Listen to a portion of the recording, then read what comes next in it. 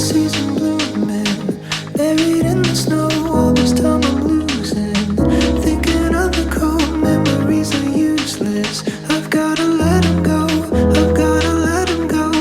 Gotta let go of the summertime blues.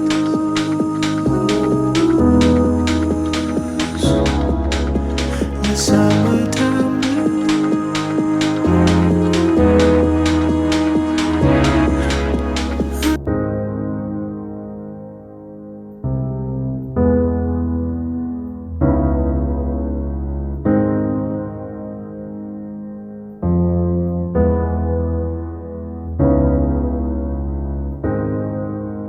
All right, so there's a new #1 track right now at the recording of this video, May 5th, 2024. It's Summertime Blues, and it's got this really amazing kind of vibe. And so I wanted to kind of break down a little bit of the music theory behind what's going on in this chord progression.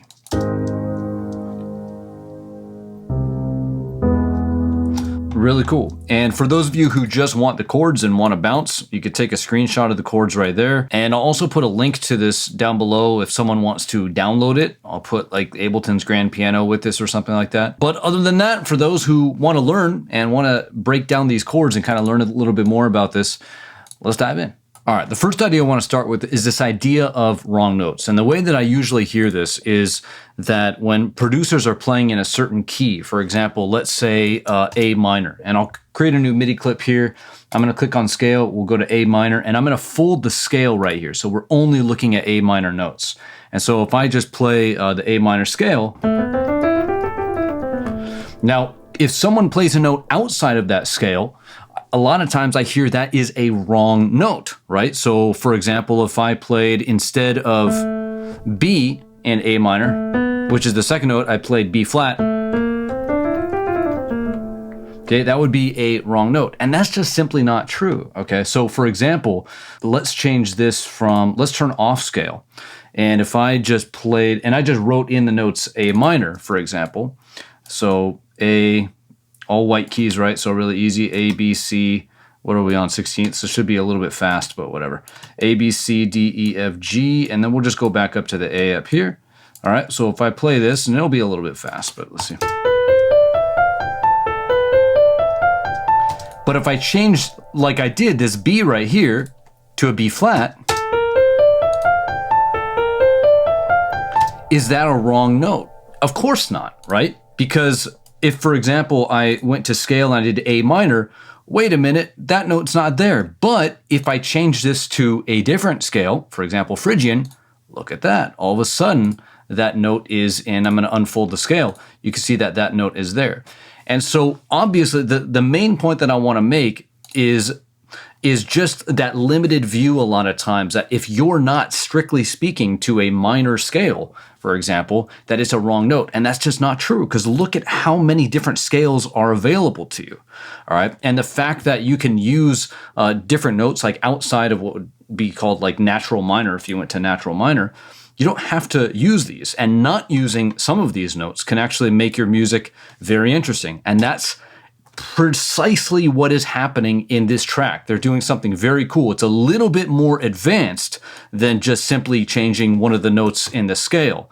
But what I wanted to start off with right away is the idea that if you're not playing within a natural minor scale or in a minor scale, you're playing wrong notes. And again, that is very not true. Very, very not true. And the second idea that I want to just briefly mention before we dive into the good stuff is that a lot of times people think music theory is prescriptive.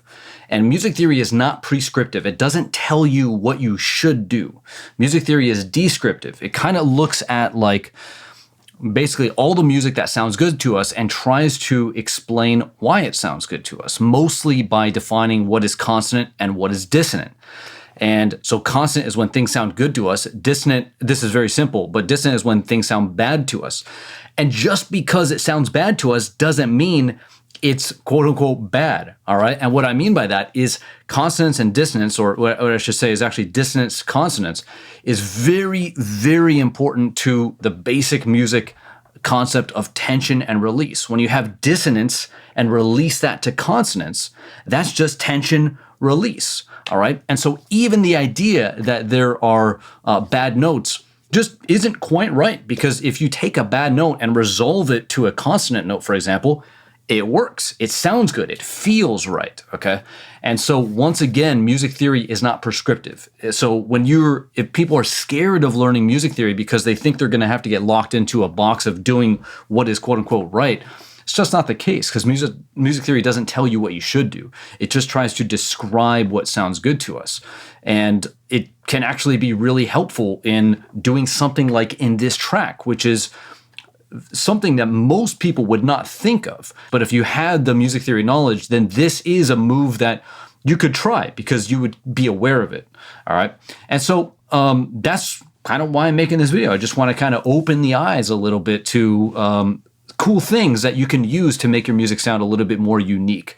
All right. So for the maybe 10 people that are still watching this video, now let's dive into the actual meat of things to kind of break down what's going on here. All right.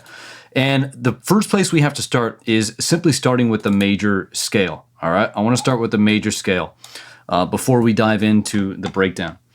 And you got to understand the major scale because, number one, the track is in the major scale. But for example, let me just map out the C major scale. And it's all the white notes. So we'll just do C, D, E, F, G, A, B, C. Now there's a formula to the major scale, as you can see right here. Okay, so we're gonna go up a whole tone, up a whole tone, up a half tone, up a whole tone, up a whole tone, up a whole tone, up a half tone. So whole step, another way of saying that is whole step, half step, whole step, half step. I don't want to get too deep into that, but that just defines any major scale. So if I start kind of what's called transposing this around, so if I move it up, if I move it down, these are all just major scales. It just depends on what starting point is, all right? I don't want to dive into that, and I hopefully that wasn't too confusing, all right? What I want to say right now is, as you can see, there are 7 notes in the major scale. 1, 2, 3, 4, 5, 6, 7, all right? Now, a chord can be built from every single one of these notes, all right? So there are 7 notes in the scale. Therefore, there are 7 chords that can be built in the key of C major, all right? And so, for example, we can build the first chord, which would be, you take C, did I move this around? Hold on, there we go. We could take C, and then what you do is you just go 1, 3, 5 off of the scale degree, and the scale degree is just the note number. So here we are on 1, so we just go 1, and then we skip that one because that's 2, so we go to 3, and then we go to 5, which is gonna be G, all right? So 1, 3, 5. So 1, here's 2, not using that. Here's 3, yes. Here's 4, nope, not using that. Here's 5, okay? So C major is 1, 3, 5, starting on C. So C, E, G, all right? So if we play that here, there we go, we get C major, all right? Now to build the second chord of the C major scale, we're gonna start on, you guessed it, the second note, D. And we're just gonna go 1, 3, 5 off of that scale degree. So here we have D, and we can count up 2, and then we're not using 2, we're using 3, so we can bring over F. So is that F? There's F right there. And then we're gonna go 1, 3, 5. So here's 1, 2, 3, 4, not using 4, we're gonna use 5. So 1, 3, 5 off of the scale degree. And then here is the second chord of C major, which is D minor. Okay, so C major, D minor. Just as a slight detour, in case you're wondering, how do we know that this is major? And how do we know this is minor? Okay, very simple. Look at the interval between the first 2 notes, okay? So C to E, that's a major third. A way you can define a major third is by just going up 1, 2, 3, 4, plus 4, all right? The way you get a minor third is you just go up plus 3, right? 1, 2, 3. There you go, okay? And that's what makes this a major chord, and that's what makes this a minor chord, okay? And if I move this down to C minor, okay, it's even more obvious, okay? This is a major third interval, therefore a major chord. This is a minor third interval, therefore a minor chord, all right? So, slight detour, all right? But again, what I wanna zoom out to what's going on here. There are 7 notes in the major scale, okay? Doesn't sound very good when you do it like that. Okay, 7 notes in the major scale, and a chord can be built from every single one of those notes, and that's what we're doing right now. We've built the first chord, C major. We've built the second chord, D minor. And we also understand why this is major and this is minor. All right, so let's build the third chord. So that's going to be the note starting the third scale degree, which is going to be E. Okay, and we'll move on after this one. I just want to do this one more time. So then we go 1, 3, 5 off the scale degree. So here's 1, and then we're going to count up 2. Nope. 3. Yes, so that's going to be G. All right, I'm going to turn off this noise thing there.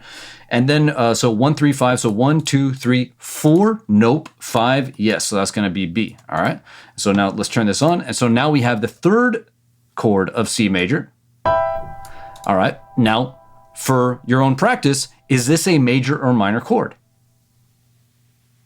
It's a minor chord, right? Because it has a minor third interval right there, and it has a perfect fifth interval on the out, right? So +7 between E to B, and then +3 from E to G, and therefore it is a minor chord. And so I'll build the rest of them out really quickly. So here we have F, and I'm not going to speed this up, but then we have A, and then we have C, all right? And that's the fourth chord, and then the fifth chord of C major is going to be G major. So we go G, B, and then D, just like that. And then we have the sixth chord, and this is the important chord of this whole song. So we're going to go A, C, E. That's A minor in the key of C major. And then finally, and I'm just going to shift these over like that. And then the last chord is we're going to have a B chord, okay? And that's going to be B, D, F.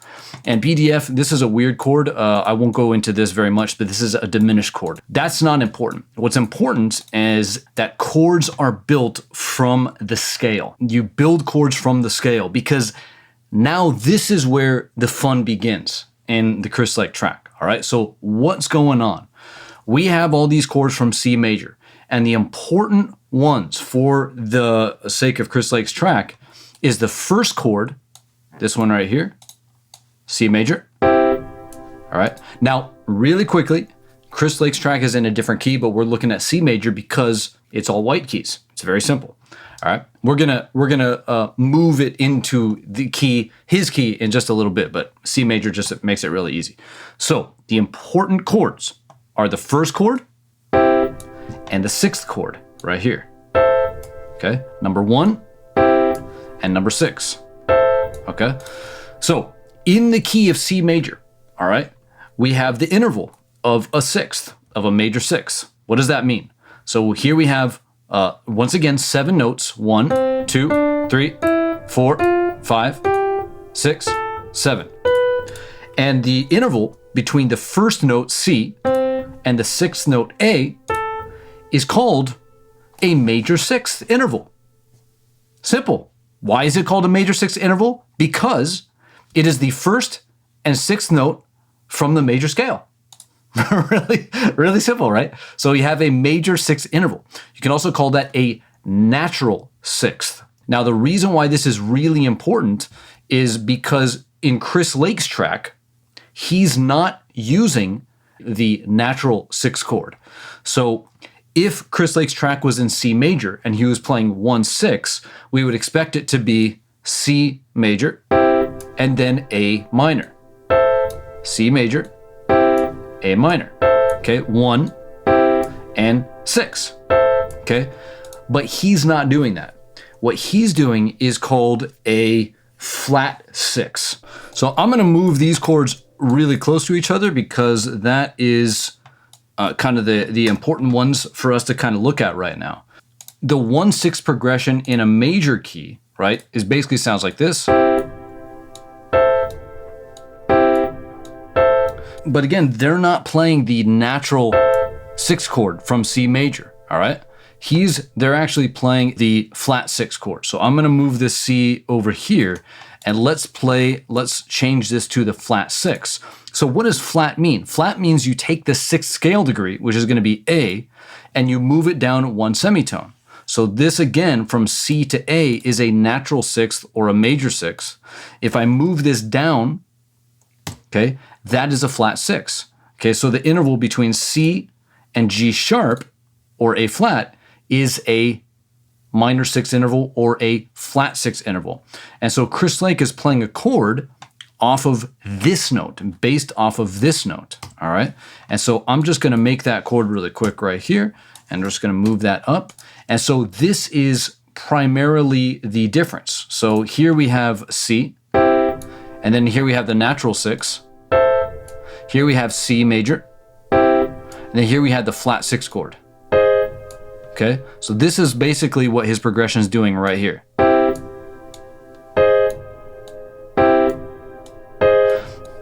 All right, so let's play this in a couple different ways just so you can kind of get a feel of the difference in sound, because this is music, and you got to use music theory, you've got to use chords to create mood, to create vibe, to create emotion, to create feeling, and that's exactly what's going on in the Chris Lake track. So let me play this a couple different ways so you can kind of get a feel for the difference between going from C to A minor, or just 1/6 in major, and then C to the flat 6 chord. All right, so I'll play it in a couple different ways. Here's the obvious way. We're just going to play C major, and then A minor, C major, A minor.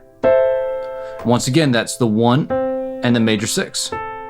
Okay, so C major, A minor, C major, A minor.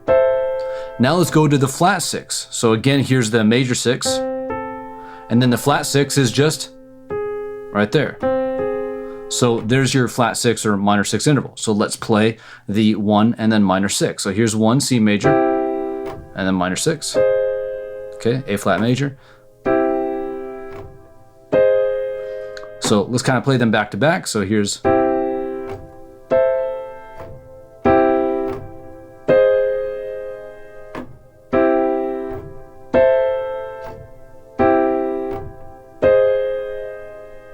pretty cool. So let's bring the chords down a little bit so you can hear it a little bit differently. So here's 1/6.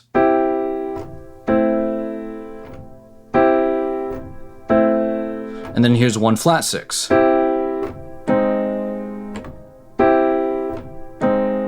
All right, now let's arpeggiate it a little bit just so it sounds kind of cool and it's a little bit more interesting. So here's 1/6.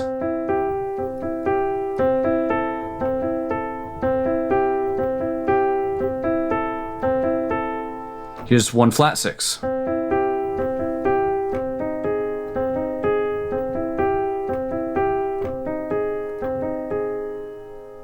All right, so now you have heard and felt the difference between going 1 to 6 in the major scale, in the key, in the major key, and then 1 to flat 6.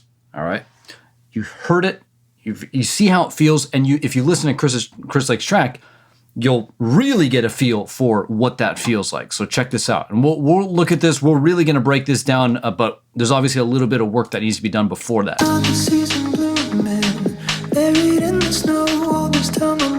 That move right there.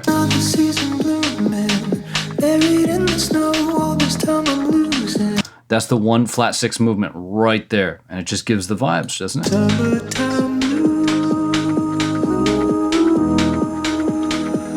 There you go.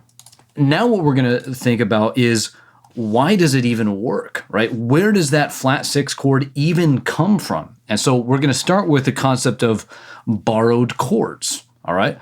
You can borrow chords from other scales. And so if we are borrowing chords, where are we borrowing them from? And a very common place to borrow chords from is what's called like a parallel key. A parallel key. So you borrow chords from a parallel key. What the heck does that mean? So here's C major.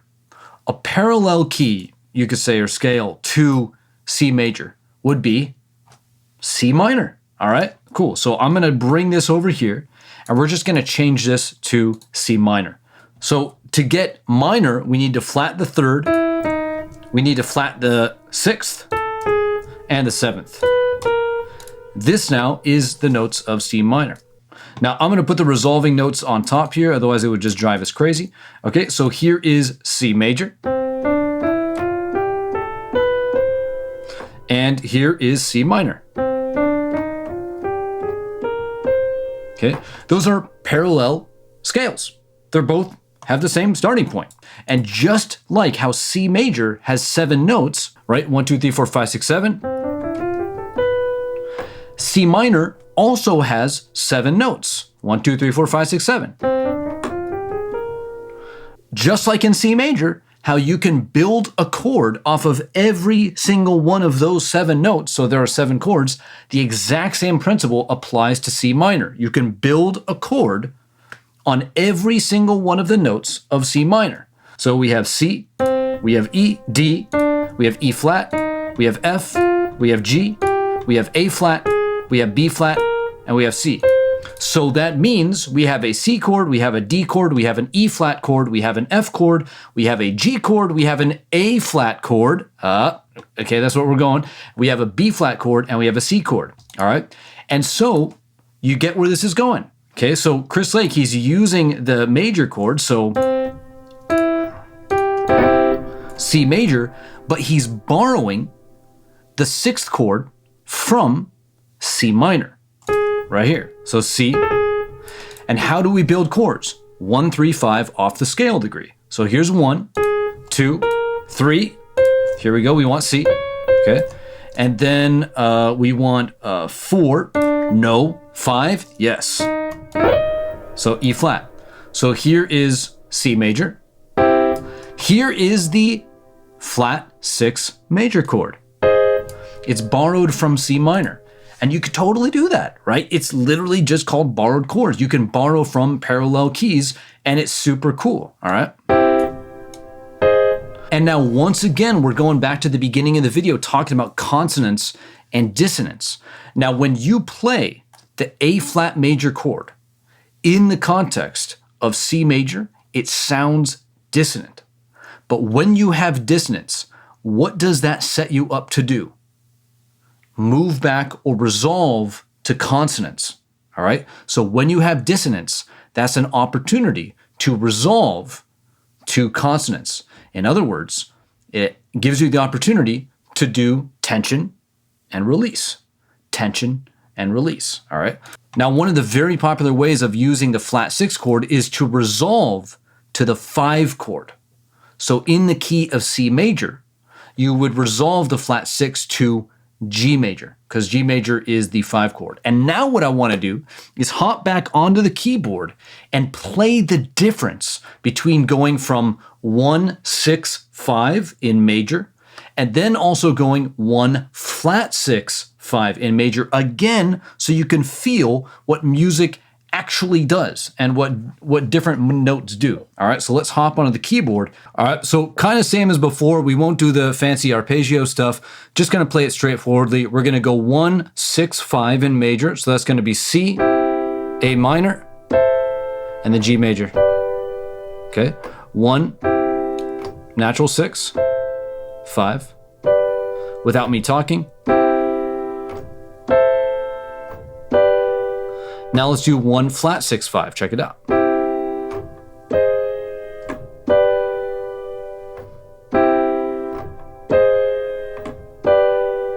Okay.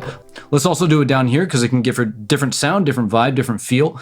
And we're going to go 1, 6, 5 walking down. All right. So C, A minor, G, without talking. Okay, now let's do 1 flat 6, 5 going down. So 1 A flat major to G major.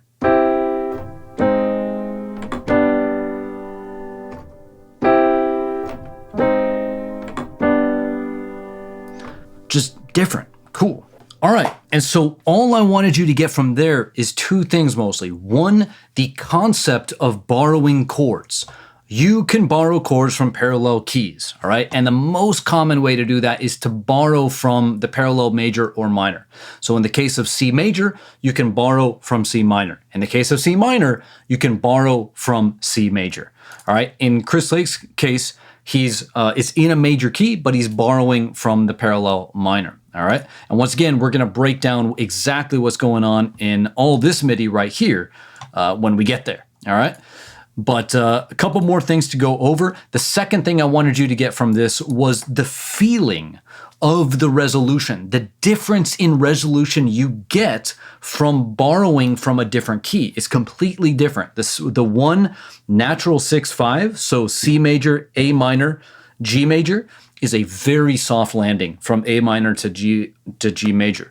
But going from 1 flat 6 to 5 was a completely different feel. right? So it's not a wrong note. It's just moving from dissonance to consonance. It's more dissonant, right? The flat 6 is more dissonant in the context of C major than the natural 6. Because there's more dissonance, the resolution to consonance is more dramatic. It's more intense, and you can feel that, literally feel it as we were going through the example.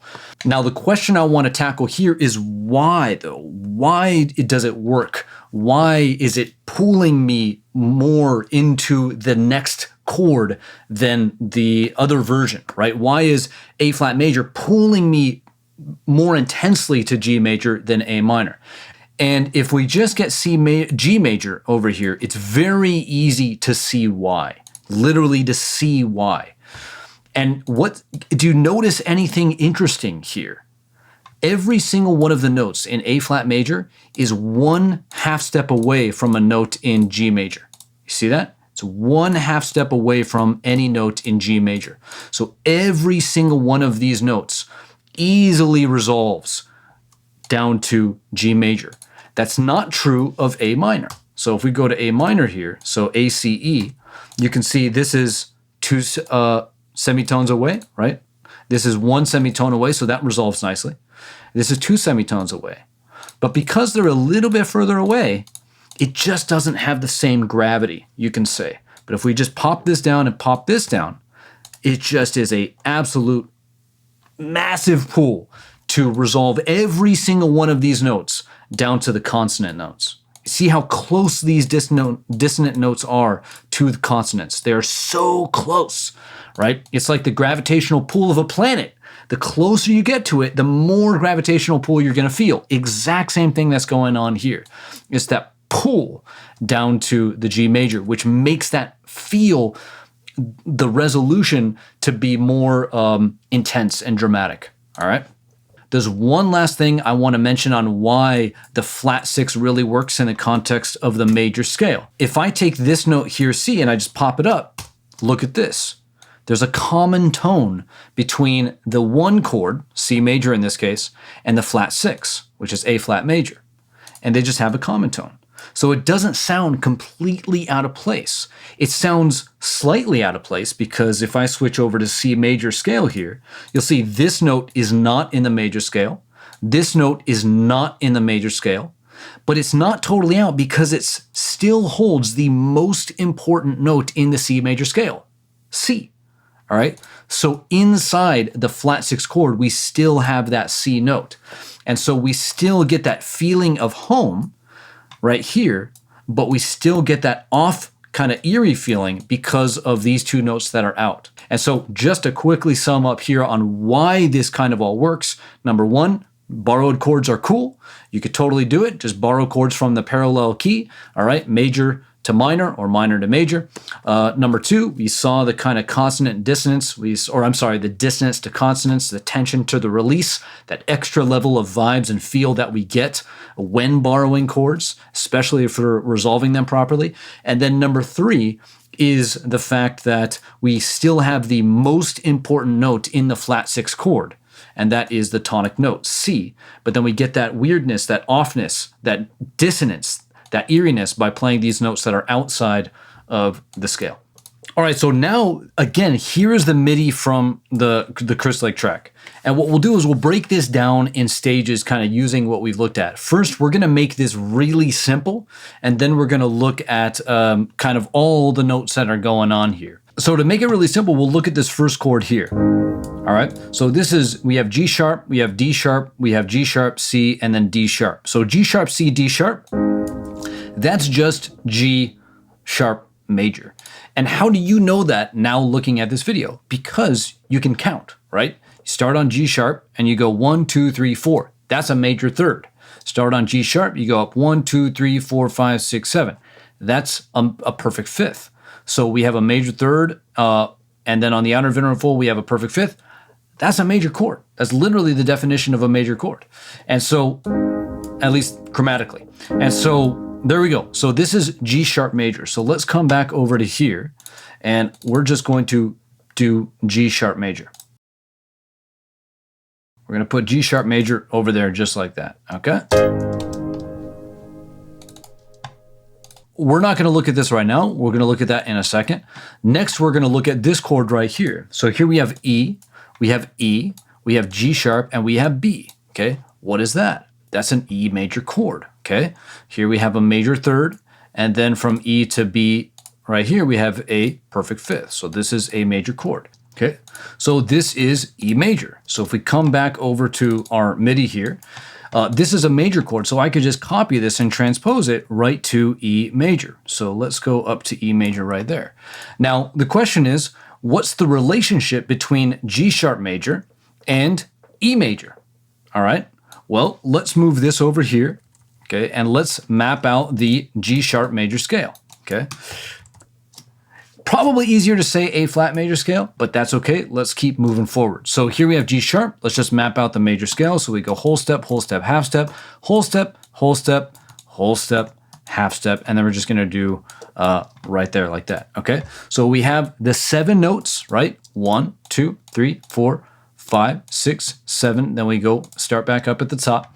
And the question on the table is, what is the relationship of, what is this relationship E major to G sharp major? And we can literally see now, okay? Here we have 1, 2, 3, 4, 5. Here's the natural sixth right here. And you can see that E major right here, or E, is a half step down from the natural sixth. So this is the flat 6 chord. So the second chord in the progression of Chris Lake's progression is the flat 6. All right, so E major is the flat 6 in the key of G sharp major or A flat major. So we know now that right away we're getting that 1 to flat 6 chord progression. All right, let's keep going. Okay, and then here we go into this cluster of notes. So here we have C sharp, probably something with C sharp. Here we have B, C sharp, D sharp, and E. Now, this can be a little bit more challenging, but you can see here we have a C sharp, and then we also have an E, all right? So C sharp, very strong note, C sharp, very strong note. You see those are doubled down here. We have a third C sharp, probably this is gonna be a C sharp chord. And so what are the other important notes in the C sharp, in a context of C sharp? Well, here we have an E, all right? And what is that? That's a minor third. So right away, this is probably a C sharp minor chord. And that's exactly what it is. It's a C sharp minor chord. So I'm gonna come back over here and we're gonna draw a C sharp minor chord. So let's come back down to C sharp, where are you? C sharp minor. Okay, and we're gonna move this down, C sharp minor. All right, minor because here we have the minor third, and then on the outer, we have the perfect fifth, and that's a minor. And so this is basically the chord progression. I'm gonna move these guys over one like that. Let's double this so it sounds, so here we go. So the question now is, what the heck is this chord?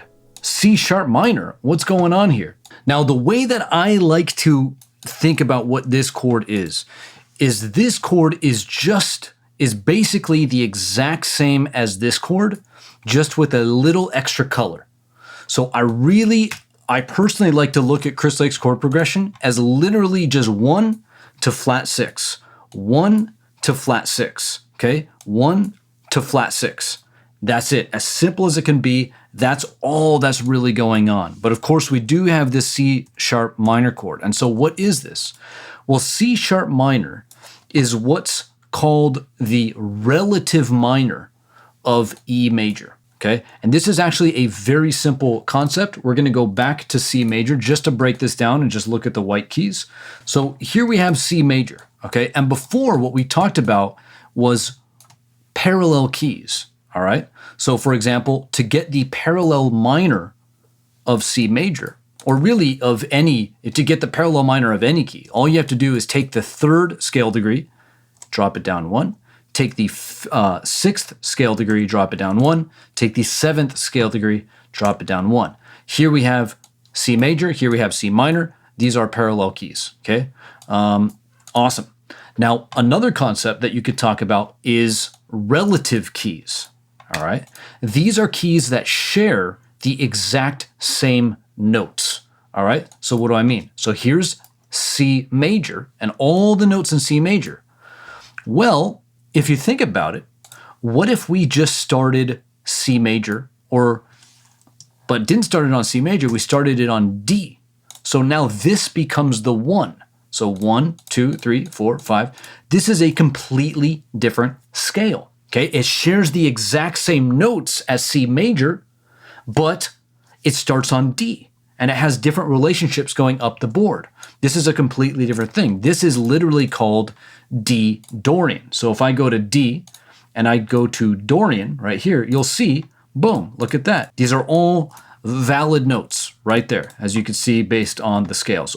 So if I folded the scale, right there, all right? Okay, so the point is not D Dorian, okay? I don't want to confuse you. The point is to talk about relative keys. And relative keys are keys that share the exact same set of notes. They share the exact same set of notes, all right? And so if we have C major, the relative minor of C major is going to be A minor, right? And so if I bring this over here like this, and we drop these two notes, A minor down, this is now the scale of A minor. You can still see it's all white keys. So A, B, C, D, E, F, G. A, B, C, D, E, F, G. Okay? These are all, this is A minor, this is C major. They share the exact same set of notes, but this is a major scale, this is a natural minor scale. This is a major scale, this is a natural minor scale. So that's what a relative key means, is they share the same set of notes. They're just basically played in a different order. And because they are played in a different order, it sounds different, it feels different. And you can hear that simply when we play a major scale versus a minor scale. So if we play C major again, okay, that has a certain feel. And then if we look at the minor scale,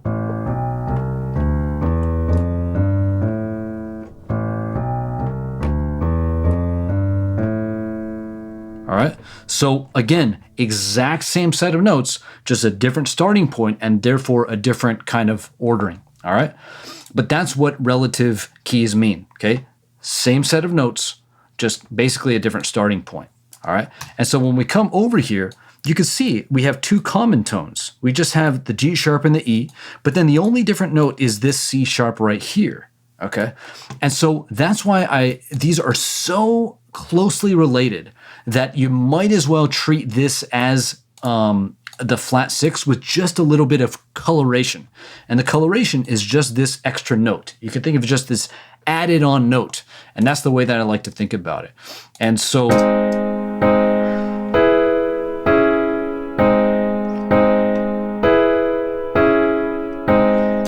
the way that I like to think about it is the relationship of this chord to this chord, all right? So this is just the relative minor of this chord right here. So C sharp minor is the relative minor of E major. Okay, they're so closely related. They came from the same set of notes. They're just so closely related. I don't know how to say it. So I might as well just treat them as the same. And so that's how I like to look at this. And what this is doing is just basically the flat 6 chord with a little bit of coloration here with a C sharp, all right? Another way to kind of understand this chord is to look at the relationship of this chord to this chord, is to look at the C sharp minor chord and look at how it relates to G sharp major. And we can walk through this pretty quickly because this is just another example of a borrowed chord. C sharp minor is just the borrowed 4th chord from G sharp major. So if we draw the G sharp major again, so here's G sharp major, and to get the minor version again, we flat the 3rd, we flat the 6th, and we flat the 7th. And so you can see right here in both cases, C sharp is the 4th scale degree. So in G sharp major, 1, 2, 3, 4, we have C sharp. In G sharp minor, we have 1, 2, 3, 4, and we have C sharp again. But of course, we can build a chord off of the note C sharp here in the key of G sharp minor. All right, so we start with C sharp, and then we go up 1, 2, 3 to E. All right, so let's bring E over. And then we go up 1, 2, 3, 4, 5 to G sharp. And there we go. So now we have C, E, G sharp. And of course, up here we have C, E, G sharp. All right. And so you can see that this chord right here, C, E, G sharp, comes from the parallel minor of G sharp. All right. Now, the reason why this is cool is because this is something that you've actually heard in music many, many times, especially if you listen to slightly older music. For example, you've heard this progression before, right? Watch.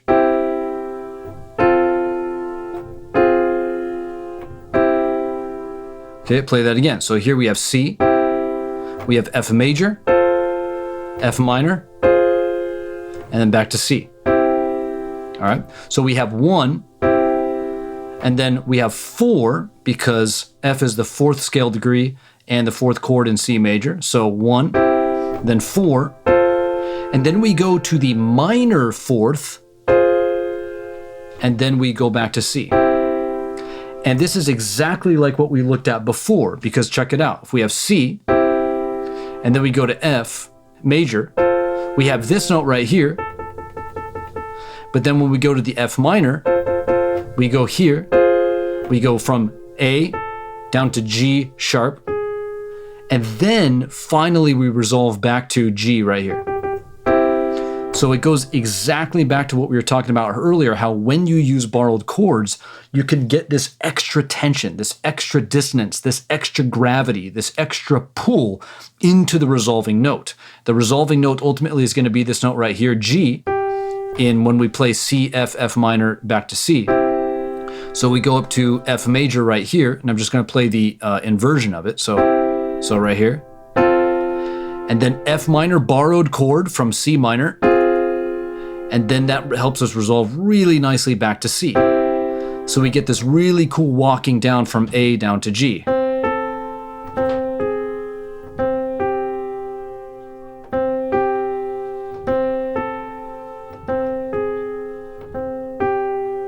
All right. And so that's why it's also helpful to understand and see this as a borrowed chord from G sharp minor, because you can see how nicely this actually resolves to G sharp major. So if I pop this guy down to G sharp, you can see we're going to go from this chord and circle back round to this chord. And so you can see right here we have the common tone, which is G sharp. But then you can see that these two notes right here resolve perfectly down one step to the notes of G sharp major. You see that? And that's exactly what we looked at in the earlier example when we were looking at how powerful the flat 6 chord resolves to the major 5 chord. Flat 6 down to major 5 is just literally stepping down a half step and resolving all that tension down 1/2 step. And so here it's a very similar story, except we have one common tone, and then we have this really easy step down back to resolve to the 1 chord. All right. That's why it's not only helpful to see this as the borrowed 4th chord from the relative minor. Okay. So we're borrowing C sharp minor from G sharp minor. Okay, but it also helps us see why this actually resolves really nicely to G sharp major. Once again, we have that common tone, and then we have these two notes right here that very easily and nicely pull down into the two resolving notes. Okay, so dissonance, consonance, dissonance, consonance, dissonance, consonance. Okay, very natural step down, okay? And so that's how I like to make sense of this chord right here. 2 ways. Number 1, just looking at it as an extension of the flat 6, because it is just simply the relative minor of the flat 6. And so it's just adding that little bit of coloration here, but also understanding how this, as a borrowed chord, just easily resolves down to the 1. All right. And so, again, I still like to look at this as just 1 flat 6, 1 flat 6, 1 flat 6, because it really simplifies the chord progression. But it is nice to see how this just very easily resolves down into the 1. All right. And so that is just a very simplified look at what's going on in the chord progression. And if we play it,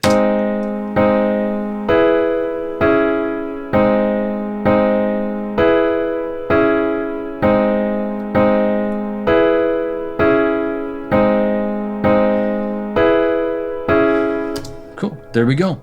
And now what we'll do is we'll look at the slightly more advanced stuff in here. All right, so now that we kind of understand this at the simplest level, where this is basically 1 flat 6, okay, that's one way to look at it, or 1 flat 6 and then minor 4.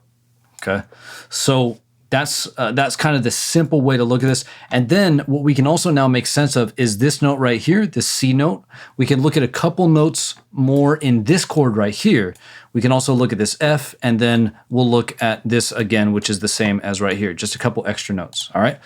First, what we'll do is we'll look at this kind of cluster of notes.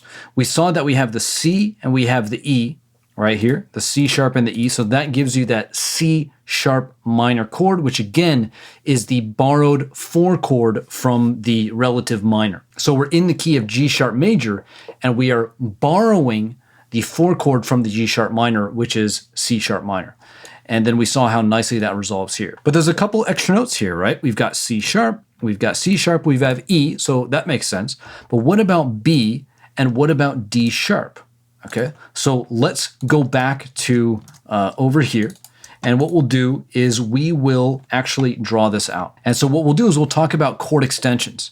And this is really important because what this is going to get us to is helping this chord resolve down to the next 1 chord even better. We just looked at how using this borrowed chord here from the relative minor helps us very naturally step down into the 1, okay? But these other notes here, the B and the D sharp, they help us resolve into that 1 chord even more. It creates even more pull, even more gravity into the 1, and I want to show you why, all right?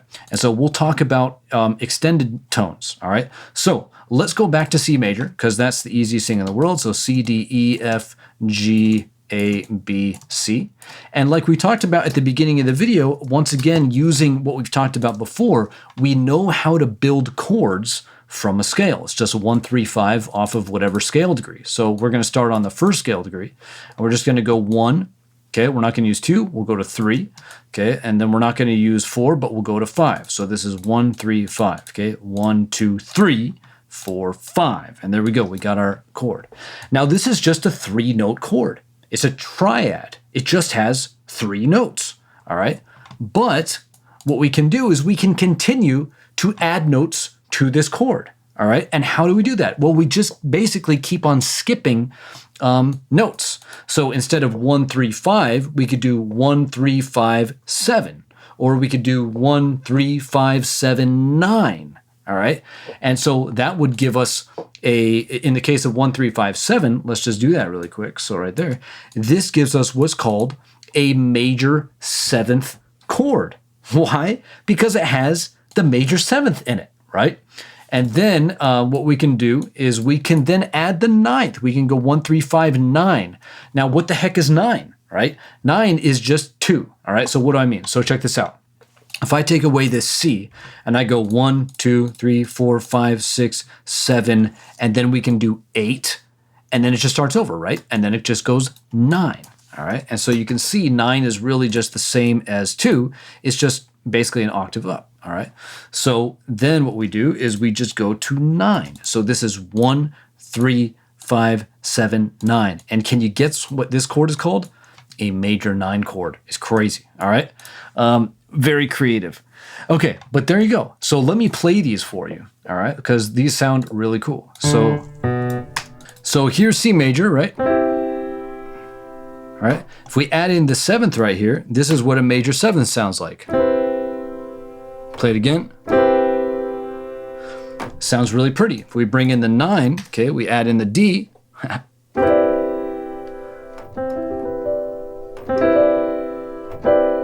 Okay, just adds nice coloration to the chord. It's still fundamentally a C major, but we have these upper extensions that just add this coloration and this cool tone and this cool vibe, this cool feel, this cool emotion to the chord. Now this is major. We can also do this in minor, of course. So let's switch to the relative minor. So I'm going to go, to the parallel minor. So here we have C. Let's just switch this to minor. We're going to bring down the 3rd, we're going to bring down the 6th, and we're going to bring down the 7th. There we go. And so this is C minor. And we'll build out the C minor 9 chord. Okay, so here we have C. And the C minor 9 chord, of course, is going to be 1, 3, 5, 7, 9. So we'll do 1, 3, okay, and then 5, and then 7, and then let's do 9, which is just going to be So here's C minor, C, E flat, G. Okay, here's C minor 7,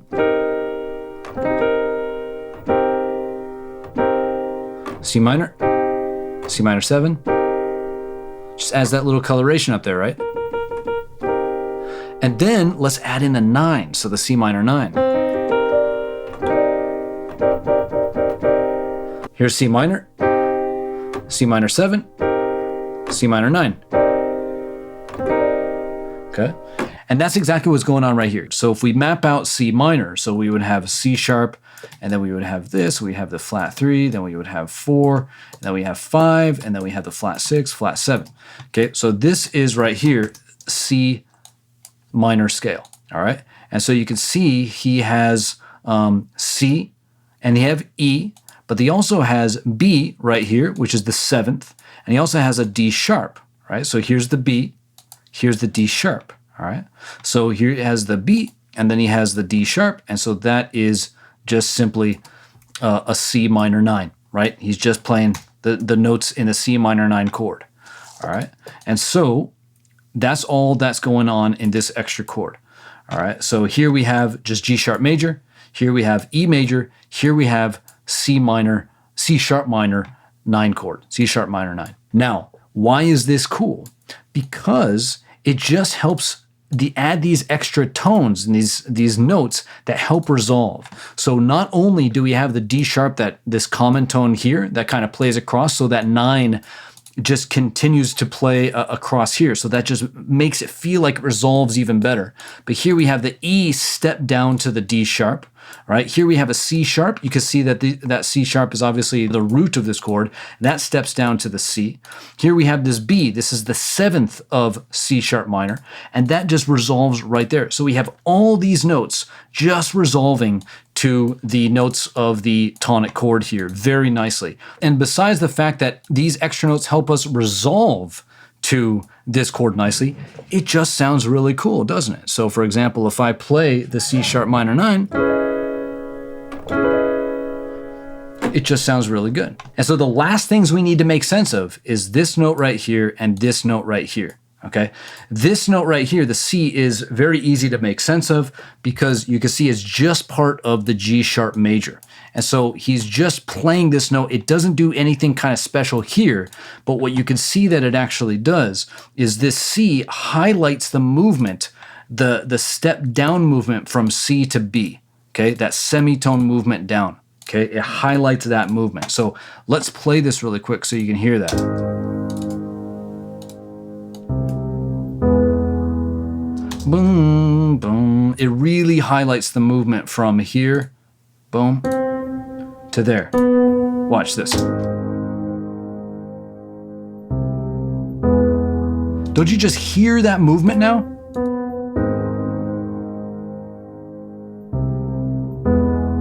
And then here we have the F chord, or the F note right here, okay?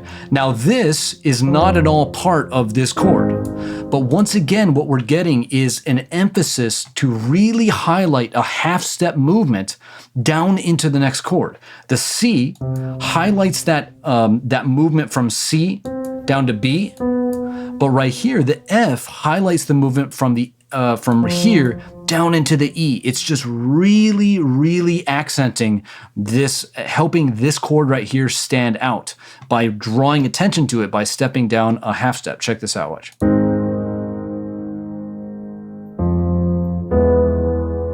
See how, like, just listen to this, watch. That's what it's doing. It's just really drawing your attention to this note, okay? By just having this little dissonance right here and then stepping down to that next note.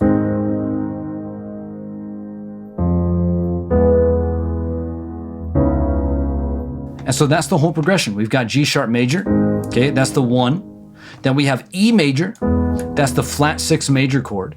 Here, we have the minor 4, which is a borrowed chord from the relative minor. So we're in the key of G sharp major, but we're borrowing the 4th chord from G sharp minor.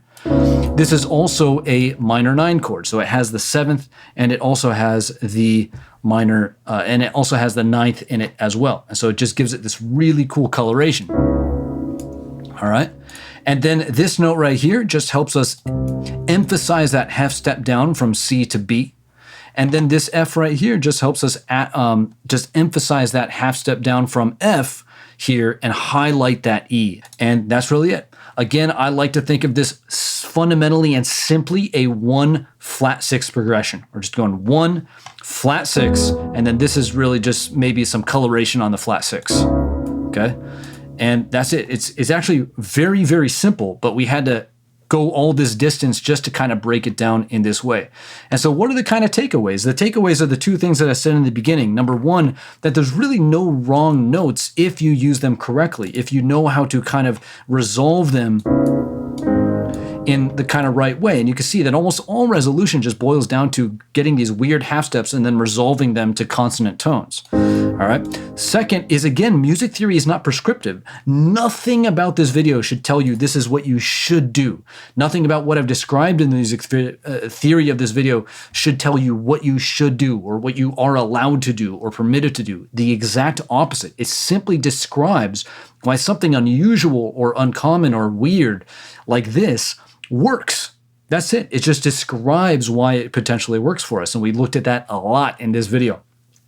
The third takeaway is just play with this progression, right? Chris doesn't have a monopoly on a 1 flat 6 movement. It's everywhere. It's played in a lot of different tracks. And then finally is just let yourself just do weird things. Just have fun with it. Experiment, right? That's how, when you do kind of things that are off, you can say, the beaten path, you're going to get a very unique sound and you're going to get different vibes. And when it all comes together, when you really understand how to use music, how to use notes to really create the emotion that you want, then anytime that you want to create a certain vibe or create a certain feeling, you'll know how to do that. And that's really the power behind knowing this stuff, is that you'll be able to kind of have the intended effect, whatever that is, and a unique effect, something that you don't hear all the time. And I think this is a really, really cool example of that, is using kind of, you could say maybe slightly more sophisticated or advanced music theory to create a strong vibe that just feels different. It hits different than what you typically hear. And so with that, let me just end this by playing here, and then I'll just jump over to the chords one last time because it's really cool. And we'll call it a day. I hope that all helped. Leave any comments down below. You can download this, what's it called, the MIDI down below if you want. I also broke down this track and posted it on my second channel I just started, just dedicated purely to arrangement analysis, and I'll put a link down that below if you want to check out the video. You can also download the MIDI map that I created for this track in that video. But let's go ahead and play this one more time just because it is so cool. Here we go. Season blooming, buried in the snow, all this time I'm losing.